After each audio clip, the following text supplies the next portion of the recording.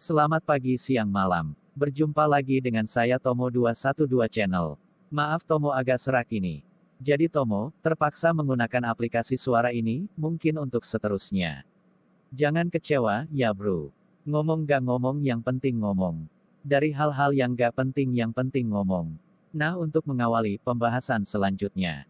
Kita bahas alergi. Hihihi sudah pada tahu apa itu, alergi. Alergi adalah reaksi sistem kekebalan tubuh manusia terhadap benda tertentu, yang seharusnya tidak menimbulkan reaksi di tubuh orang lain. Reaksi tersebut dapat muncul dalam bentuk pilek, ruam kulit yang gatal, atau bahkan sesak napas. Benda yang dapat memicu respons alergi dikenal dengan istilah alergen. Pada kebanyakan orang, alergen tidak menimbulkan reaksi pada tubuh.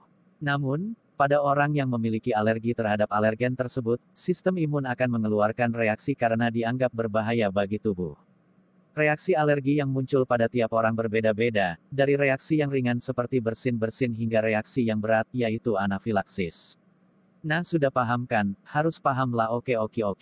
Yup mesti bertanyakan, anafilaktik itu apa sih yup? Shock anafilaktik atau anafilaksis adalah shock yang disebabkan oleh reaksi alergi yang berat. Reaksi ini akan mengakibatkan penurunan tekanan darah secara drastis sehingga aliran darah ke seluruh jaringan tubuh terganggu. Akibatnya, muncul gejala berupa sulit bernapas, bahkan penurunan kesadaran. Nah soal di atas tadi kita akan bahas di pertemuan berikutnya. Kembali ke alergi. Mau tahu penyebab alergi itu apa sih? Yuk kita bahas sekarang oke. Alergi disebabkan oleh reaksi sistem imun terhadap alergen yang berbeda-beda pada tiap orang. Ini bisa terjadi karena tubuh bereaksi berlebihan terhadap pelepasan zat pencetus reaksi alergi yang disebut histamin. Beberapa contoh alergen adalah debu, kulit mati hewan peliharaan, kacang, gigitan serangga seperti kecoa, paparan ulat bulu, obat-obatan, tanaman, misalnya tanaman beracun, dan bahan lateks. Pada kasus tertentu, seseorang juga bisa memiliki alergi terhadap sperma, misalnya pada penggunaan sperma untuk wajah. Seperti yang saya bilang tentang keracunan berpotensi untuk hipotensi, dan hipertensi. Alergi itu sangat erat kan, dalam mempengaruhi fungsi jantung kayak tadi ada shock anafilaksis. Jadi hati-hati, dan jangan anggap remeh. Simpelnya histamin itu semacam hormonal jadi.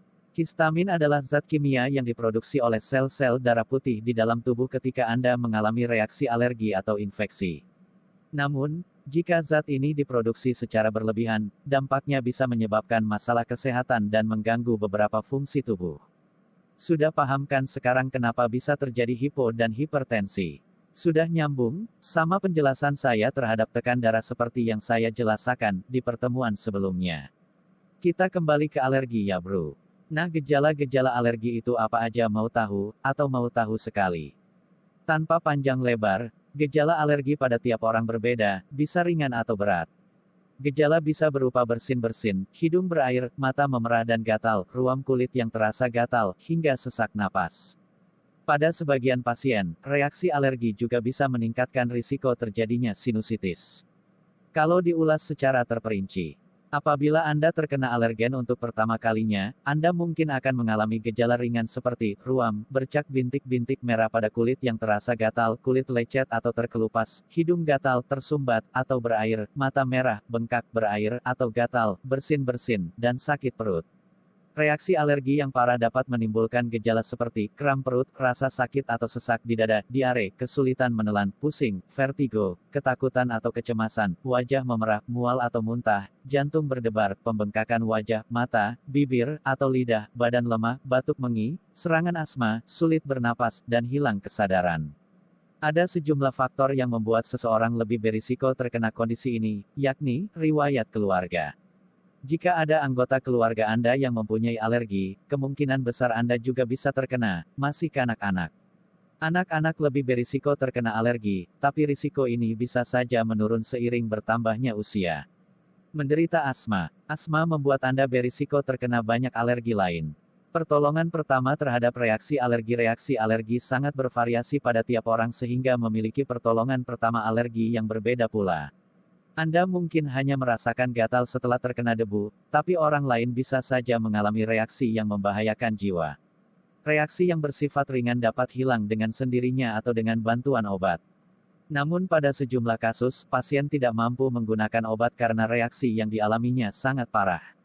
Jika orang tersebut tidak sadar, Anda harus mencarikan bantuan darurat untuknya dan melakukan hal berikut untuk mencegah syok sementara menunggu bantuan. Periksa apakah orang tersebut masih bernapas, baringkan orang tersebut dalam posisi telentang di atas permukaan rata, mengangkat kaki orang tersebut hingga lebih tinggi dari jantungnya menutupi badannya dengan selimut. Apabila situasi tertentu membuat Anda tidak bisa mencarikan bantuan darurat, segera bawa orang tersebut ke unit gawat darurat. Anda juga perlu melakukan ini ketika orang tersebut mengalami syok anafilaksis. Anda mungkin tidak dapat mencegah reaksi alergi. Namun, ada cara mencegah alergi sebagai berikut: menghindari paparan alergen, mencari perawatan medis jika Anda terkena alergen, membawa obat untuk mencegah dan mengobati anafilaksis. Hal berikut ini juga diyakini dapat mengurangi risiko dari kondisi ini, memberikan ASI eksklusif kepada anak selama 6 bulan pertama kehidupannya, menyesuaikan pola makan bila memiliki riwayat keluarga dengan kondisi ini.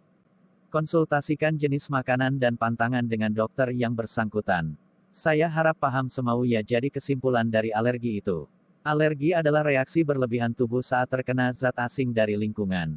Kondisi ini tidak bisa sembuh total dan membahayakan bagi beberapa orang. Kendati demikian, obat-obatan dan penanganan darurat dapat menyelamatkan nyawa pasien.